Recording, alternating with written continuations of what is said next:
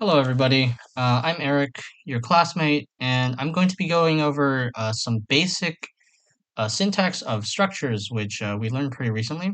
So hopefully this will give everybody a bit of a refresher on what structures are and how to use them and how to create them.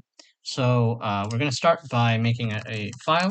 We're going to be making a simple structure, which is just going to represent a house, um, which is obviously a complex object that can't be represented just by like an integer or float or something.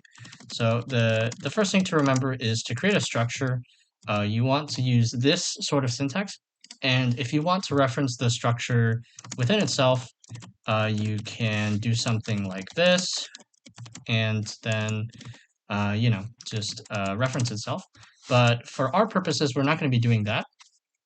We're going to be making a house, which I'm going to say is just a an array of rooms because it's made up of rooms, and then a number of rooms. So that's going to be our house, but we can see that room isn't defined. So I'm also going to make a structure for a room individually, and I'm going to be oversimplifying this way too much and just making the room a um, a cube. So it's going to be a very basic house.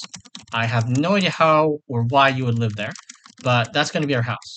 And so if we want to make a house, all we need to do is reference it by the structure's name, so just house, and then name our variable, which I'm going to name a lowercase house because that's appropriate. And to initialize it, we can either leave it blank, which will leave it uninitialized. So if we try to access one of the members inside of here, we would end up with some random value, which I think we usually don't want. Um, or we can initialize it. So to initialize it, we use the same syntax that we do for, nope, not this. Well, actually, I'm not sure. Hold on. Yeah, okay. The same syntax as arrays. We put an equal sign and then these braces. And then to initialize our members inside of it, we can do dot and then the name of the member. And so I'm going to put our room array to null and then our count to 0. So it's going to be an empty, sad house. And then we want to make our house not sad. So I'm going to add some rooms to it. And so we're going to set our room array to a newly allocated array of rooms where we have enough room for one room, and then we're making rooms number of rooms, which is 5.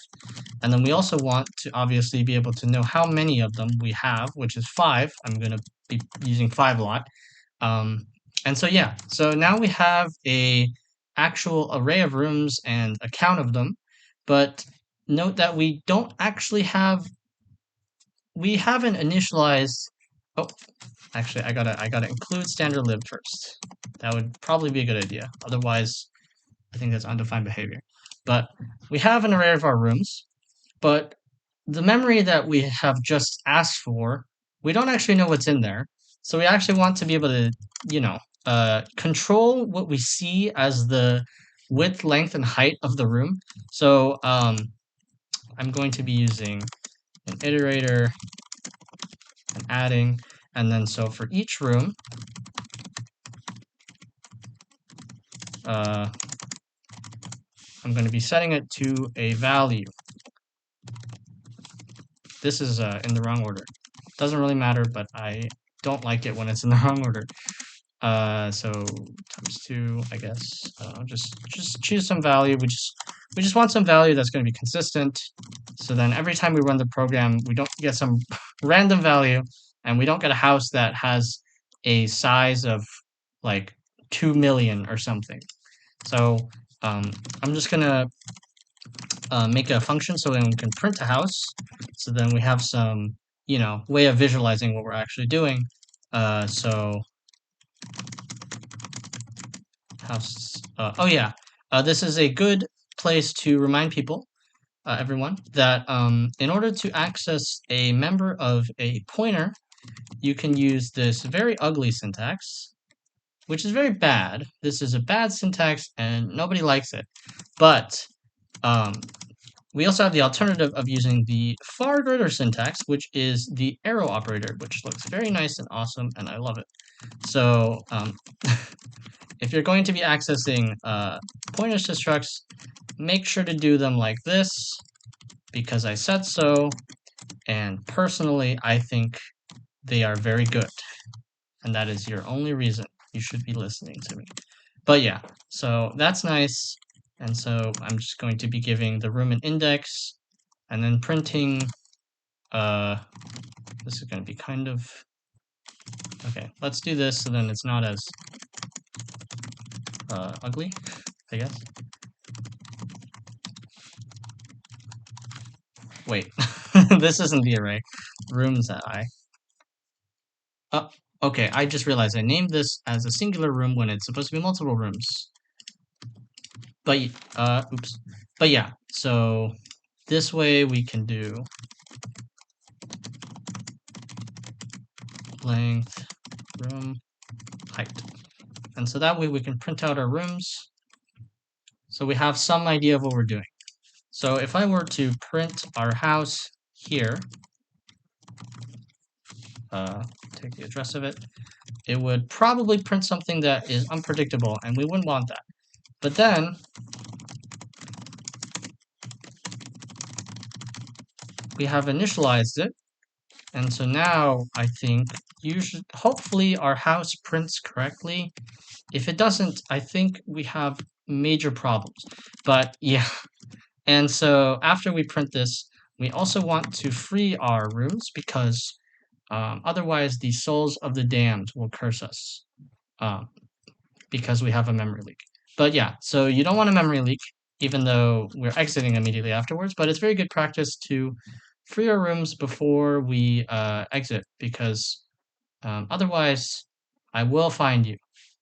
Yeah, but so now I can wait for the, okay, I can wait for the thing, then we can print it. So we can see nicely it actually initialized these, but we should not be relying on the machine actually initializing these. But these are values that we've actually set, and so we actually want to see these.